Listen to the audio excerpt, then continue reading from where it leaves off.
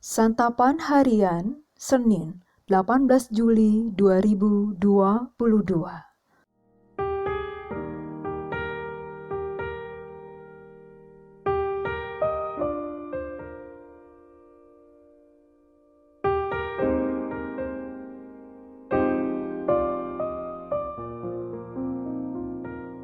Inilah program Santapan Harian, sebuah program yang mengajak Anda menelusuri isi Alkitab agar Anda menemukan makna firman Tuhan sesuai dengan konteksnya. Santapan Harian tertuju bagi Anda yang ingin memiliki kehidupan rohani yang segar, kuat, dan sigap.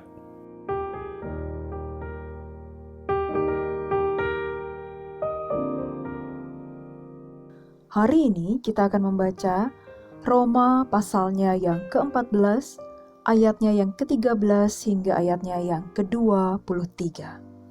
Namun sebelumnya, mari kita berdoa. Saat ini kami akan masuk dalam perenungan firman-Mu. Tolonglah kami untuk mengerti dan memahami makna firman-Mu dengan benar. Di dalam nama Tuhan Yesus Kristus, kami berdoa. Amin.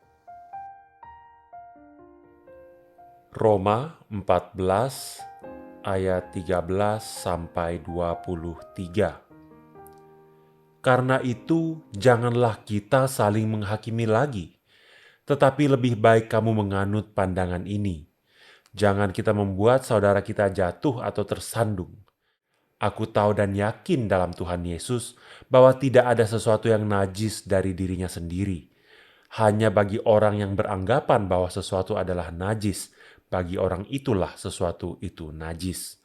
Sebab jika engkau menyakiti hati saudaramu oleh karena sesuatu yang engkau makan, maka engkau tidak hidup lagi menurut tuntutan kasih. Janganlah engkau membinasakan saudaramu oleh karena makananmu, karena Kristus telah mati untuk dia. Apa yang baik yang kamu miliki, janganlah kamu biarkan difitnah. Sebab kerajaan Allah bukanlah soal makanan dan minuman, tetapi soal kebenaran, damai sejahtera, dan sukacita oleh Roh Kudus. Karena barang siapa melayani Kristus dengan cara ini, ia berkenan pada Allah dan dihormati oleh manusia. Sebab itu, marilah kita mengejar apa yang mendatangkan damai sejahtera dan yang berguna untuk saling membangun. Janganlah engkau merusakkan pekerjaan Allah oleh karena makanan. Segala sesuatu adalah suci, tetapi celakalah orang jika oleh makanannya orang lain tersandung. Baiklah engkau jangan makan daging atau minum anggur, atau sesuatu yang menjadi batu sandungan untuk saudaramu. Berpeganglah pada keyakinan yang engkau miliki itu bagi dirimu sendiri di hadapan Allah. Berbahagialah dia yang tidak menghukum dirinya sendiri dalam apa yang dianggapnya baik untuk dilakukan. Tetapi barang siapa yang bimbang, kalau ia makan, ia telah dihukum, karena ia tidak melakukannya berdasarkan iman. Dan segala sesuatu yang tidak berdasarkan iman adalah dosa.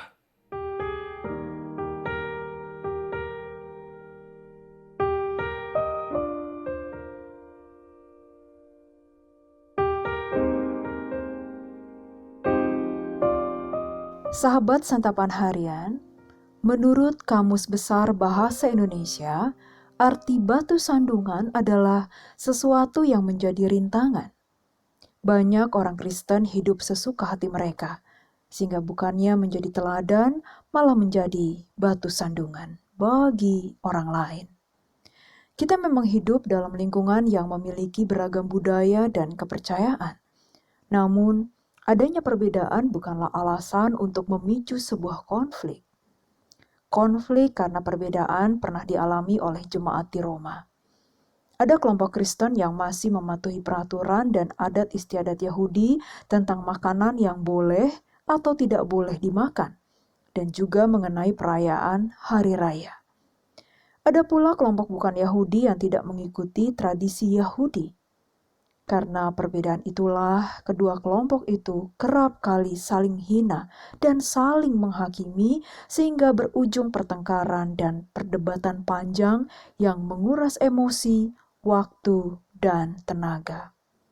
Karena itu, Rasul Paulus mengingatkan jemaat di Roma agar jangan membuat saudaranya jatuh ataupun tersandung. Baik itu dari apa yang dimakan atau yang diperbuat, maupun apapun itu yang dapat menyakiti sesama saudara. Ia ingin mereka hidup rukun dan penuh kasih. Kita diberi hikmat oleh Tuhan agar kita tahu apa yang harus kita lakukan. Bila karena makanan kita menjadi contoh yang buruk, bagaimanakah orang dapat melihat Kristus dalam hidup kita? Janganlah kita menyulut api untuk sesuatu yang tidak perlu diperdebatkan.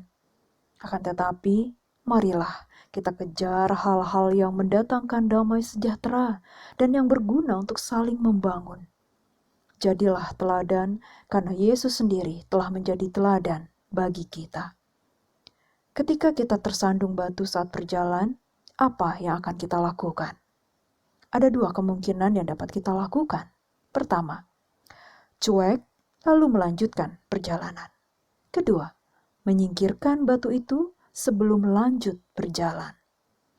Mari kita memilih. Akankah kita tetap dengan ego kita sendiri mendiamkan rintangan dalam diri kita, atau menyingkirkan rintangan tersebut dan menjadi berkat agar memuliakan nama Tuhan? Mari kita berdoa. Tuhan, pakailah kami menjadi saluran berkat-Mu. Kami rindu kasih-Mu dipancarkan kepada orang-orang di sekeliling kami, sehingga mereka bisa merasakan kasih-Mu memenuhi hidup mereka, dan nama-Mu dipermuliakan melalui hidup kami. Terima kasih Tuhan, di dalam nama-Mu, Yesus Kristus, Tuhan dan Juru Selamat kami berdoa. Amin.